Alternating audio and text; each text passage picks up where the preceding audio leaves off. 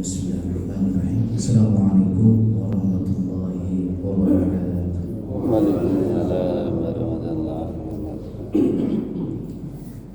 Bismillah, la hawla wa la quwwata illa billah. Allahumma shalli ala Muhammad wa ala ali Muhammad.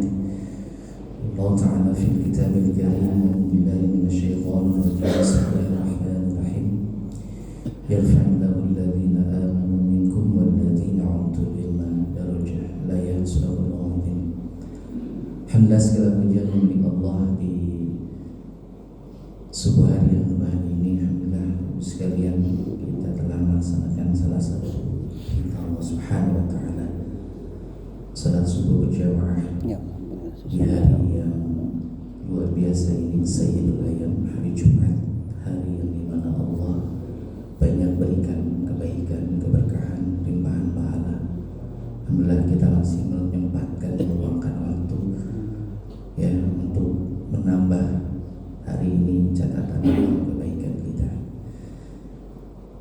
Bapak Ibu sekalian, insyaallah hari ini saya ingin membahas tentang jalan hidup muslim, misi penciptaan kita sebagai manusia. Allah Subhanahu wa Ta'ala di dalam Al-Quran membagi fase hidup manusia itu menjadi 3 fase. Yang pertama disebut dengan fase kelahiran. Yang kedua ada fase kematian, dan yang ketiga fase kebangkitan. Sebagaimana ini dijelaskan oleh Allah dalam Quran surah Al-Mu'minun ayat 12 sampai ayat 16. Baik, sekarang kita bahas satu persatu. Fase yang pertama, Bapak sekalian, dalam Quran surah Al-Mu'minun ayat 12 Allah menjelaskan tentang bagaimana proses penciptaan manusia. Dan ini sejalan dengan apa yang dijelaskan di dalam Al-Quran, dan juga ternyata sejalan dengan apa yang dijelaskan oleh sains dalam hal ini. Makanya Allah dalam Quran surah Al-Mu'minun, a'udzubillahi minasyaitonir rajim, wa laqad khalaqnal insana min sulalatin min tin. Kata Allah, wa laqad khalaqna, sesungguhnya kami telah menciptakan manusia min sulalah, dari saripati, mintin, yang berasal dari tanah. Para ulama banyak menjelaskan dengan makna ayat ini, dan ini begitu dalam. Makanya coba kalau kita perhatikan Pak, bahwa sesungguhnya kita ini manusia, habitatnya, asalnya itu dari tanah. Apa yang kita makan itu sumbernya dari tanah, bukan? Padi, kalau kita kan berarti makannya beras. Beras yang kita makan itu dari padi. Padi itu tumbuh di tanah. Padi bisa tumbuh, dia memakan apa yang ada di dalam tanah, nutrisi. Kita hakikatnya dari tanah. Apa yang kita makan berikutnya selain padi, misalkan daging-dagingan hewan, ayam misalkan. Ayam kita makan dagingnya, ayam hidup di tanah, dia mencari makan yang sumbernya semua di dalam tanah. Kita minum air, Bapak Ibu sekalian, air sumbernya di dalam tanah. Ya. Oleh karenanya, secara makna bahwa kita sesungguhnya adalah berasal dari tanah. Apa yang kita makan, ya, kemudian masuk ke dalam tubuh kita. Kalau laki-laki dia nanti kemudian berproses menjadi yang namanya air mani atau sperma. Kalau perempuan nanti kemudian dia membantu proses di dalam kesuburannya, sel telur di dalam rahimnya. Nah, maka sesungguhnya hakikat penciptaan kita adalah dari tanah.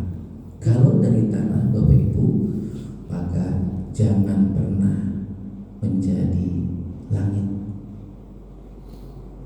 Jangan pernah meninggi dalam kehidupan, maka berendahlah, karena kita adalah tanah.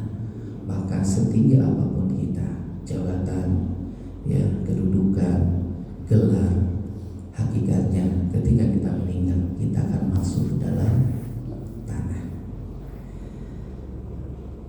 Kemudian kata Allah dalam lanjutan ayatnya, proses terjadinya manusia dalam ayat menjelaskan summa ja'alnahu nutfah. Ya. Kemudian kami jadikan dari sari pati tadi, ya, air mani tadi, ya, di dalam laki-laki, ya, min qararin makin. Ketika dia bercampur terjadi sebuah proses pernikahan, ya, kemudian dia bercampur antara sperma dan sel telur, maka kemudian kata Allah dia tersimpan fi qararin makin, di tempat yang kokoh yang disebut rahim. Maka disitulah termulai terjadi proses. Makanya dalam sunnatullah, ya, kita seringkali mendengar ada orang yang hamil di luar rahim. Apa istilahnya? Hamil anggur. Jadi gak jadi. Karena secara fitrah sunnatullah, kata Allah, ya, terjadi proses, ya, manusia itu ketika dia ada di dalam rahim. Karena rahim itu adalah tempat yang kokoh yang sudah Allah ciptakan di dalam tubuh seorang wanita. Ini fitrahnya begitu. Makanya hanya wanitalah yang bisa hamil. Selain dari wanita tidak akan bisa hamil karena Allah tidak kasih rahim. Kalau ada hari ini banyak orang yang mengklaim, ya, laki-laki bisa hamil, berarti dia telah menyelisihi sunnatullah. Tidak ada. Karena, ya, laki-laki Allah jadikan di dalamnya sperma, sedangkan perempuan Allah jadikan di dalamnya ada yang namanya rahim, fi qararin makin, tempat di mana kemudian manusia itu dibentuk, dijadikan oleh Allah. 9 bulan dia berproses sehingga kemudian, ya, dia menjadi sosok manusia kita pada hari ini. Lanjutan ayatnya dalam ayat ke-14 Al-Mu'minun, Allah menjelaskan lagi, tsumma khalaqna nutfah, kemudian dari air mani itu kami jadikan, ya, alaqah, segumpal darah. Ini proses pertama, Pak. Ketika sperma dengan sel telur ketemu, ya, berproses, kemudian yang pertama prosesnya adalah segumpal darah. Kata Allah alaqah. Ini sebagaimana kemudian di dalam proses terjadinya manusia secara medik. Fakhalaqnal 'alaqah, dan kemudian dari segumpal darah itu kami jadikan mudghah, dia segumpal daging. Makanya coba kita lihat, seringkali ada perempuan atau wanita, seorang ibu yang keguguran di fase-fase awal kehamilan itu, kadang keluarnya darah, atau kadang beberapa minggu berikutnya 4-5 minggu itu ada kayak gumpal daging plok aja. Ketika keluar ada yang keluar seperti daging. Karena ini sebagaimana proses penciptaan manusia, kata Allah. Jadi jauh sebelum ditemukan alat modern hari ini medis, Pak, yang kita sering dengar yang namanya USG, ya, USG, ya, Allah itu sudah menjelaskan hal ini secara detail di Quran. Makanya maha benarnya, ya, wahyu Allah Quran. Jadi Allah itu tidak pernah menyelisihi fitrah kehidupan. Ya. Jadi ketika hari ini teknologi modern bisa mendetek manusia di dalam rahim proses kehamilan, bahkan sekarang ada USG 4 dimensi, ya. Kalau kan hanya foto saja 2 dimensi gambar. Sekarang, ya, ada teknologi yang canggih yang ketika, ya, alat itu didekatkan di dalam perut seorang ibu, dia bisa menjadi 4 dimensi persis bentuknya sebagaimana bayi, saking canggihnya. Tapi Allah 1300 tahun yang lalu ketika menurunkan ayat ini sudah memberikan proses yang jelas bagaimana terjadinya manusia. Dan Quran membantah teori-teori yang ada hari ini di dalam dunia pendidikan tentang bagaimana proses terjadinya manusia. Betul nggak, Pak? Kalau menurut ilmu pendidikan hari ini, Pak, yang kita pelajari dalam dunia pendidikan, kurikulum IPA biologi, kita ini dari apa Pak asalnya? Quran. Bapak ini monyet, Pak. Betul tidak? Ibu ini monyet, benar tidak? Kalau kita pakai teori evolusi hari ini, betul Pak? Iya. Karena teori itu diciptakan oleh orang yang nggak punya agama, Darwin. Ya. Dan sesungguhnya kita kaum muslimin, ya, Allah telah memberikan penjelasan dalam Al-Quran sebelum ada teori ini, nih prosesnya ini. Dan ini senada sesuai dengan sains modern hari ini. Jadi Allah itu luar biasa, Pak. Ya. Nah, kemudian fase yang kedua kedua, ketika dia menjadi mudghah, ya, menjadi segumpal daging, kemudian kata Allah, fa khalaqnal mudghah 'idhaman kasawna. Jadi dari daging itu fase berikut yang ketiga adalah Allah jadikan kita yang ditumbuhkan tulang belulang. Mulai itu ada tulang ekornya, mulai bentuk rangkanya. Nah, setelah itu kemudian Allah jadikan apa? Idhaman lahman. Allah kemudian jadikan lagi, dibungkus lagi menjadi lahman, menjadi daging. Ya. Maka setelah sempurna bentuknya kita, summa ansha'nahu khalqan akhar, maka kemudian jadilah dia manusia dalam berbentuk yang lain. Secara proses terjadinya fase penciptaan manusia, Pak, menurut ayat ini pas usia 4 bulan sempurnalah ciptaan. Kelihatan 4 bulan. Makanya di dalam keterangan yang lain, ya, 4 bulan usia kelahiran, usia kandungan, ya, dari awal sampai 4 bulan, ya, kemudian Allah tiupkan ke dalamnya. Jadi itu, ya, bertumbuh besar begitu, ya, mulai jalan semuanya, ada detak jantung dan seterusnya, ya. Kemudian Allah tetapkan padanya rezekinya, jodohnya, mautnya. Sempurnalah kita di fase yang pertama. Lahirlah kita di 9 bulan 10 hari, wujud-wujud seperti hari ini, Bapak Ibu sekalian kita yang ada di tempat ini, ya. Ini tahap pertama. Dan ini sesuai dengan bagaimana medis modern tentang proses penciptaan, dan ini tidak bisa dibantahkan lagi, Bapak Ibu sekalian. Saya tidak perlu menjelaskan detail ya tentang prosesnya. Nah, ini fase kehidupan manusia. Sampai kapan Allah kemudian tetapkan itu? Sampai wafatnya kita, sampai berakhirnya kehidupan kita. Maka kata Allah dalam Quran surah An-Nisa ayat 48, Allah menjelaskan kepada kita, afala tadabbaruna al-Quran. Maka mereka tidak memperhatikan apa yang ada di dalam Al-Quran. Walau kana min indi Allah lawajadu fihi ikhtilafan katsira. Ya. Sekiranya Al-Quran bukan berada dan di sisiku, ya, tentulah mereka akan banyak mendapat pertentangan di dalamnya. Sebagaimana teori Darwin hari ini, teori Darwin itu banyak dipertentangkan hari ini, karena ternyata teori ini tidak sejalan dengan proses penciptaan manusia secara medis. Bahkan para peneliti Barat itu sudah banyak meneliti tentang bagaimana manusia itu terjadi. Ya.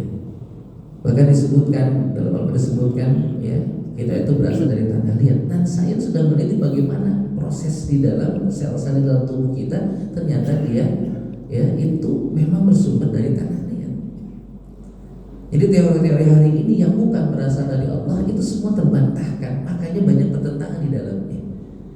Dan satu-satunya yang tidak akan terbantahkan adalah apa yang kemudian dijelaskan di dalam Al-Quran, maka Al-Quran tidak akan pernah mendapat pertentangan illa yaumil qiyamah, sampai hari kiamat, termasuk bagaimana proses terjadinya manusia.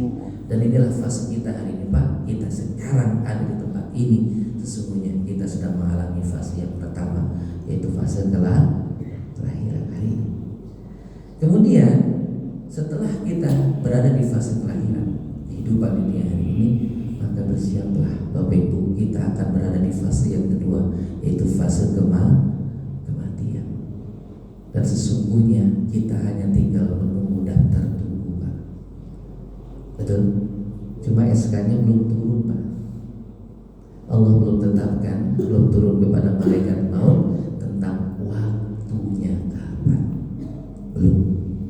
Makanya hari ini kita bisa ada di sini, masih bisa bernafas, masih bisa duduk, ya, masih bisa mendengarkan, masih bisa menyimak. Karena apa?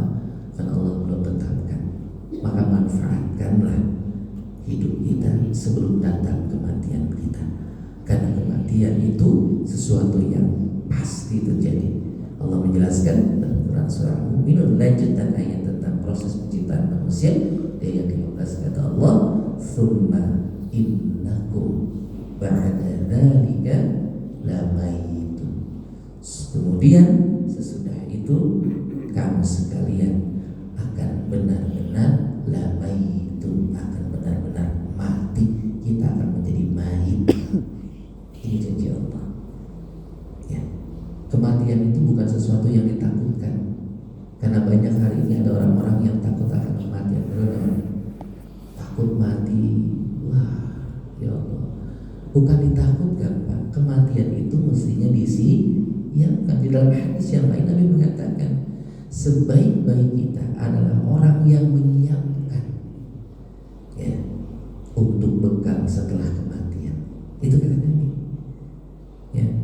Jadi orang yang akyas, orang yang cerdas, orang yang pintar itu bukan orang yang gelarnya profesor, doktor, bukan yang orang jabatannya paling tinggi, presiden. Kalau di dunia militer jenderal mungkin.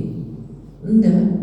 Kata Nabi, orang yang cerdas itu, orang yang pintar itu, yang disebut dengan akyas, cerdas, itu orang yang menyiapkan, ya, untuk kematiannya. Jadi kalau mengacu kepada hadis Nabi, kita yang duduk hari ini cerdas gak Pak? Cerdas. Kenapa? Karena kita sedang menyiapkan kematian kita yang pasti akan terjadi, kata Allah, bahwa kita setelah hidup lama itu akan benar-benar mati. Ya. Nah, setelah kematian kita masuk ke fasenya di alam barzakh. Sekarang kan alam dunia ini masih kelahiran kita, masuk ke alam barzakh. Setelah itu mau kemana?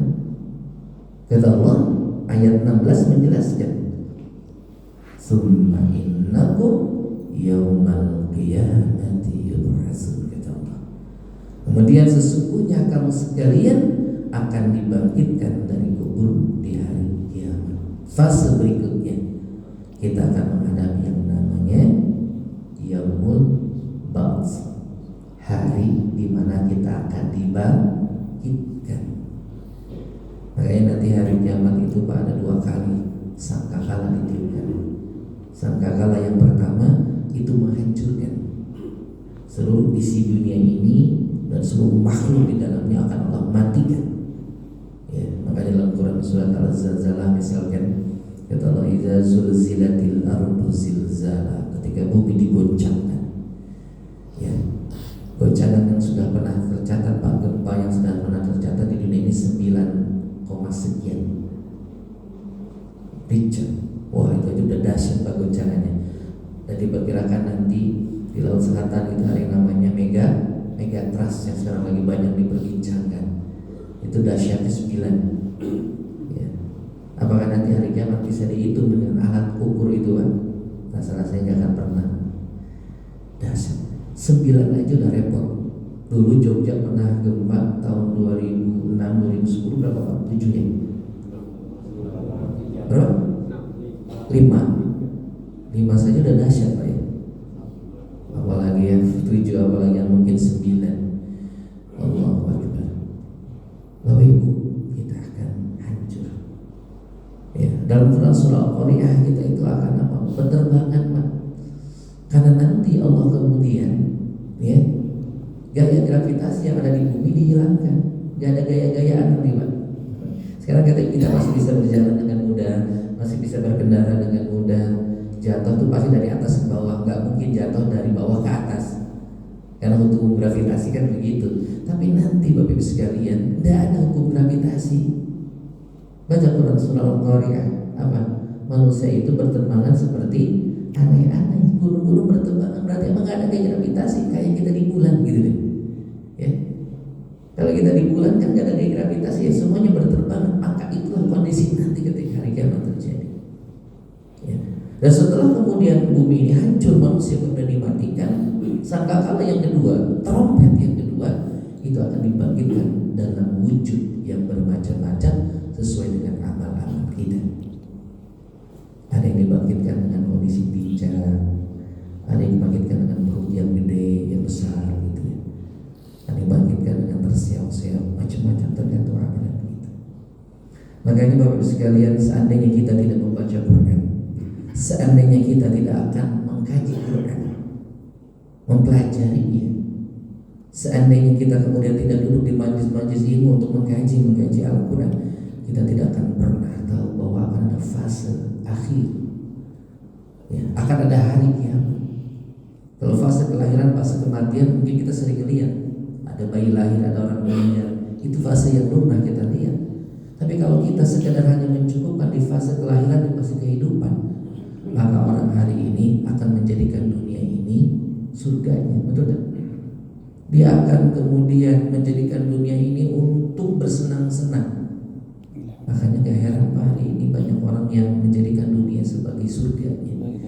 Tadi saya dari Jalan Palagan gitu Gati ke sini Pak, miris Pak. Di Jalan Palagan itu ada gelap malam Pak. Saya tadi lewat itu sekitar jam 3:30 ke sini. Orang-orang baru pada pulang Pak. Pulang dugem, kita pulang dari masjid, Itu ngeri loh, sekarang banyak ya Pak ya. Jalan Magelang juga begitu Pak. Kenapa? Dia masuk tengah malam, keluar udah mau subuh ya, dalam keadaan semboyongan, menjadikan dunia sebagai surganya mereka. Maka kalau kita hanya mencukupkan pada kondisi ada kematian, ada kelahiran, tidak ngaji Quran, tidak mengkaji ayat-ayat Quran tentang akan ada hari yang namanya hari kiamat, hari kebangkitan, hari di mana semua amal-amal kita akan dihitungkan, akan diukur, hari di mana kemudian kita akan mendapatkan pengadilan seadil-adilnya. Kalau hari ini kita sulit mencari keadilan, Pak, akan ada hari persidangan kelak di yaumil akhir. Ya. Makanya hari kebangkitan itu adalah sesuatu yang pasti, dia akan terjadi. Dia bukan ramalan masa depan. Hari ini banyak orang yang meramal Pak, dunia ini akan berakhir di tahun 2027. Ada tuh. Sebelumnya pernah ada yang meramal dunia ini akan terjadi berakhir hari kiamat itu 2012, 2012. Ada lagi yang meramal 2020. Banyak lagi tuh Pak. Sekarang ada muncul lagi ramalan terbaru, saya lihat 2027. Wah, nggak tahu apa lagi. Rasul aja Pak nggak bisa ketika ditanya kapan hari kiamat, Rasul nggak bisa jawab. Itu Rasul. Allah tidak pernah mengabarkan kepada Rasulullah kapan terjadinya, hanya diberikan ciri-cirinya saja, tanda-tandanya saja. Kapannya nggak bisa. Ini manusia yang bukan Nabi dan Rasul berani-beraninya menentukan tanggal. Hebat, ya.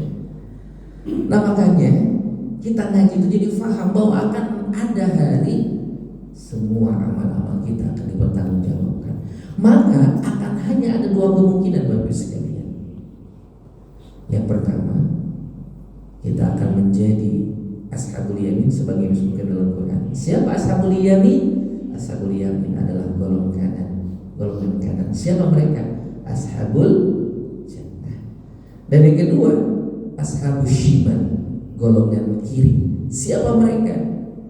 Kata Allah, dia ashabun nar, golongan orang-orang yang masuk ke dalam neraka, golongan kiri. Maka Bapak Ibu, akhir dari kehidupan kita, tempat kembali kita cuma ada dua pilihan ini, surga atau neraka. Maka jangan pernah memilih untuk masuk neraka, karena ada orang-orang biarin, saya lebih baik kumpul di neraka daripada di surga ketemu ente. Begitu katanya Pak. Ada yang begitu tuh. Pernah ngomong begitu tuh Pak. Seorang artis ngomong begitu. Ya, saking gentar dengan orang-orang menyampaikan kebenaran, dia bilang saya lebih baik kumpul di neraka dengan teman-teman saya daripada kumpul di surga dengan ente katanya. Allah, dia nggak ngaji kan? Kalau seandainya dia ngaji Quran sudah menjelaskan bagaimana neraka itu Pak. Dalam Quran surah An-Nur Allah mengatakan wa ma'wahumun nar, sedang tempat tinggal mereka itu di neraka. Apa itu neraka? Wa bi'sal masir. Neraka itu adalah seburuk-buruknya tempat kembali kata Allah. Dan para mufassirin menjelaskan neraka itu kondisinya begini Pak. Dalam tafsirnya jelaskan ya, di dalam neraka itu Pak, terkumpul seluruh penderitaan, bahkan segala macam penderitaan yang mata belum pernah kita lihat, yang telinga kita belum pernah mendengarnya, dan siapapun dari kita di dunia belum pernah merasakannya. Itulah nanti neraka penderitaan. Jadi kalau kita hari ini melihat Pak, ada orang yang disiksa menurut kita paling sadis gitu ya. Ada nggak siksaan yang paling sadis Pak? Pernah terjadi nggak? Pernah. Kalau sekarang di Gaza, ya orang dibom, anak kecil dibom, orang tua dibom, para ibu-ibu dibom. Kemarin di Suriah, bagaimana ternyata rezim Bashar Assad itu yang membuat satu penjara yang di situ lebih kejam. Itu masih bisa kita lihat Pak. Bahkan dulu zaman Nabi SAW pernah ada sahabat yang siksaan lebih berat pada saat itu Pak. Apa? Siapa yang disiksa? Sumayyah, keluarga Yasir Pak. Itu disebutkan ya, siksaannya adalah dia ditusuk dari kemaluan yang tembus ke kepalanya. Saat itu siksaan yang paling berat. Dijemur di tengah padang pasir, terik panas, ditimpa dengan batu. Pada saat itu siksaan yang paling berat. Tapi nanti neraka mata kita, telinga kita, siapapun dari kita manusia belum pernah merasakan dahsyatnya. Kalau hari ini kita melihat siksaan, lebih dahsyat dari itu. Kalau hari ini kita mendengar teriakan orang disiksa, lebih dahsyat daripada teriakan. Kalau kita melihat orang disiksa hari ini, maka di dunia tidak ada apa-apanya dibandingkan nanti di neraka.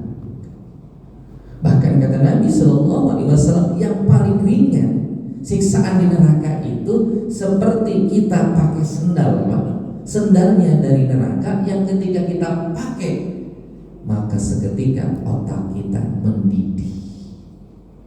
Itu paling ringan. Yang kata orang di neraka, dia ngerasa itu paling berat, padahal kata Nabi itu paling ringan. Pakai sendal, tapi sendalnya dari neraka kita pakai seketika mendidih otak kita. Kita membayangin itu udah kayak gimana Pak Bu ya? Di dunia saja misalkan ketika musim panas, musim kemarau di Jogja misalkan, Jogja kan lumayan panas. Tengah hari di jalan aspal tuh Bu, gimana tuh kaki kita? Melepuh kan? Melepuh Pak. Ya, itu baru di dunia kita rasakan. Nanti lebih dahsyat gambarannya kita pakai sendal seketika otak kita mendidih. Maka Bapak Ibu, tidak ada pilihan lain kecuali kita hari ini berupaya untuk jadi golongan ashabul yamin, golongan kanan. Tidak ada pilihan. Ya. Neraka itu bukan optionnya kita Pak Bu, orang-orang yang beriman. Jangan jadi pilihan. Nah maka pilihan kita hari ini bagaimana hidup kita di fase kelahiran ini kita mengupayakan untuk masuk ke ashabul yamin. Siapa ashabul yamin? Ashabul yamin adalah orang-orang yang sesuai dengan misi penciptaan. Jadi Bapak Ibu, kita di dunia ini sesungguhnya punya misi kata Allah. Apa misinya? Dalam Quran surah Al-Zariyat ayat 56, ini misi kita ada di dunia ini. A'udzubillahi minasyaitonirrajim. Wa ma khalaqtul jinna wal insa illa liya'budun. Dan tidaklah aku menciptakan kata Allah jin dan manusia illa liya'budun, melainkan dia untuk beribadah kepada Allah. Jadi misi kita itu ibadah. Kita ada di dunia ini misinya ibadah. Apa itu ibadah? Salat. Salah satu di antara ibadah. Ya. Ibadah itu Bapak Ibu, Imam Malik mengatakan ibadah itu adalah taat kepada Allah, tunduk kepada Allah, dan berpegang teguh kepada apa yang disyariatkan Allah di dalam agama ini, di dalam din ini, yaitu Islam. Itu Imam Malik mengatakan. Jadi mana ibadah itu adalah mana taat, ketundukan kita kepada Allah, ketundukan kita kepada apa yang telah Allah syariatkan di dalam Al-Quran dan apa yang telah dicontohkan oleh Rasulullah SAW. Makna ibadah secara ringkasnya adalah ketika kita terikat syariat Allah, yaitu syariat Islam yang sudah diturunkan. Nah maka terikat dengan syariat itu sama dengan maknanya adalah takwa. Maka ketika kata syariat halal, ya manut halal kata kita. Ketika kata syariat dia haram, ya pun kita pun juga mengatakan dia haram. Ya. Apa yang dikatakan halal oleh syariat kita lakukan, dan apa yang dikatakan haram oleh syariat ya kita tinggalkan. Itulah makna takwa. Maka pilihan kita tidak lain hari ini adalah menjadi hamba Allah yang bertakwa, tunduk patuh kepada apa yang Allah syariatkan, yaitu Islam dalam agama ini. Maka bagaimana sikap kita, Pak? Sikap seorang muslim ketika kita bertakwa, ketika kita mendapatkan perintah-perintah Allah, ketika kita mendapatkan larangan-larangan Allah, maka tidak ada lain sikap kita adalah sam'an wa ta'atan. Tidak ada yang lain. Ya. Maka ini kata dalam Quran surah An-Nur, Allah mengatakan, innama kana qaulal mu'minina idza du'u ila Allahi wa rasulih liyahkuma bainahum ay yaqulu sami'na wa ata'na ulaika humul muflihun. Ini kata Allah. Sesungguhnya jawaban orang-orang yang mukmin, orang-orang yang beriman ketika mereka dipanggil kepada Allah dan Rasul-Nya agar Rasul menghukumi dan mengadili di antara mereka, maka dengan ucapan sami'na wa ata'na, kami dengar dan kami taat. Kalau kita dengar, kalau kita taat, sami'na wa ata'na, kita manut sama Allah, maka Allah mengatakan ulaika humul muflihun. Dialah, merekalah, kita yang taat kepada Allah adalah orang-orang yang beruntung. Orang-orang bertakwa itu adalah orang-orang yang beruntung. Karena apa? Karena Allah akan hadiahkan kepada mereka surga. Ashabu syib, ashabu yamin, golongan kanan penduduk surga. Maka ketakwaan akan membuahkan keberkahan. Ketika kita taat kepada Allah, Allah akan memberikan keberkahan. Ketika individu bertakwa kepada Allah, Allah akan datangkan keberkahan di dalam hidupnya. Jadi kalau hari ini Bapak Ibu sekalian, kita merasa hidup kita di dunia, ya, merasa hidup kita di dunia penuh dengan masalah, penuh dengan ujian, coba cek, Pak. Mungkin ada ketaatan kita kepada Allah yang masih belum kita jalankan. Mungkin ada kemaksiatan Allah yang Allah kemudian telah larang kita masih kerjakan. Cek. Karena pasti sunatullah dalam kehidupan, ketika individu bertakwa, maka Allah akan berikan keberkahan. Ketika keluarga kita bertakwa, maka pasti Allah akan berikan keberkahan di dalam keluarga tersebut. Kalau kita hari ini merasa belum bahagia dengan keluarga kita, merasa penuh dengan masalah, coba cek, mungkin kita, istri kita, anak-anak kita belum takwa sama Allah. Ya. Karena ketika kita bertakwa, Allah akan kasih berkah.